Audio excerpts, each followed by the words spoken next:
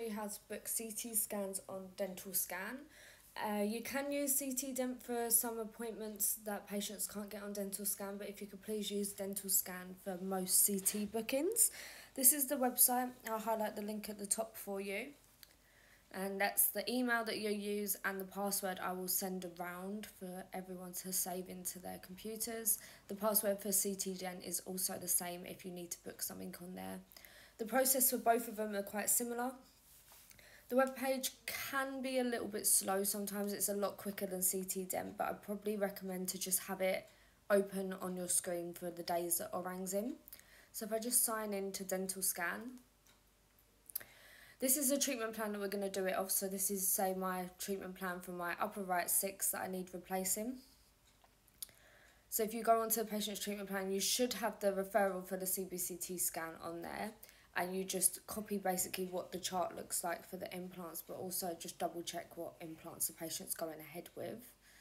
So if I go back onto the CT scan website, so DentalScan, you have the calendar overview, send a referral, so you can send a referral and then they'll contact the patient to book them in, and then you also have the appointment scans, which are the booked ones we'll go to.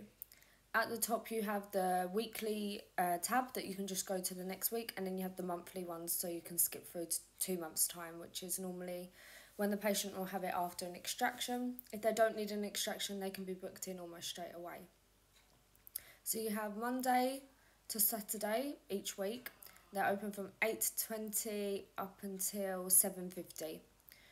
So you can book them in. They have quite a good range. Normally, the further in advance you book it, the more range of appointments you have. So you just click the plus sign where it doesn't say booked for the appointments, and it'll come up like this. And you just pop the patient's details in, so you can just copy them all from the patient's system and then paste them back in, and you get this. Make sure you put an email in as well if you can. Are there safeguarding concerns to the patients? So normally there'll be a note on the file stating if there are, and also disabilities and special requirements. So if the patient's deaf, you can just pop in that they need British Sign Language.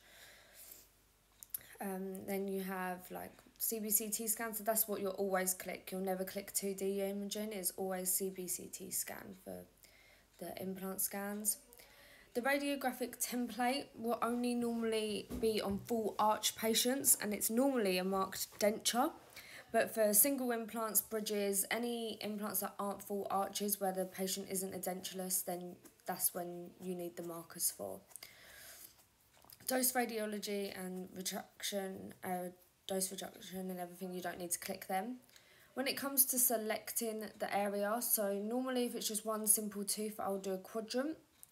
If the patient has got sinus lift on their treatment plan, you'll need to do the sinus lift one, which I'll show you in a minute. And then you can also click different quadrants and arches. You can also do full arches for both jaws, or maxilla and full sinus, which is that one that I was mentioning if they have sinus lift on their treatment plan. If they don't, I normally just do quadrant because the sinus lift one can make it a bit more expensive.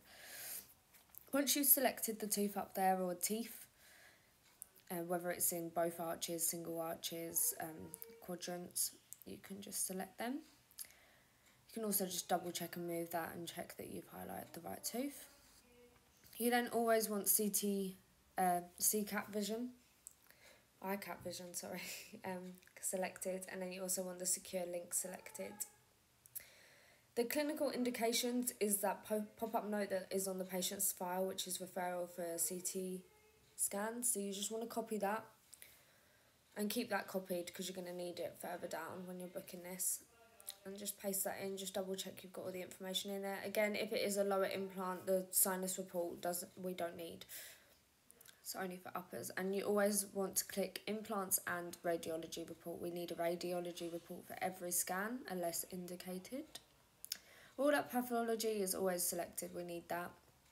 Highlight ID canal is not very necessary, they do that anyway, but you do definitely need measurements for the implant placement. And again, I had 2 teeth selected there, so I could just select the one tooth. And then I'm going to paste that back in. I pasted that in earlier, that's why it's already come up, so just pop that in.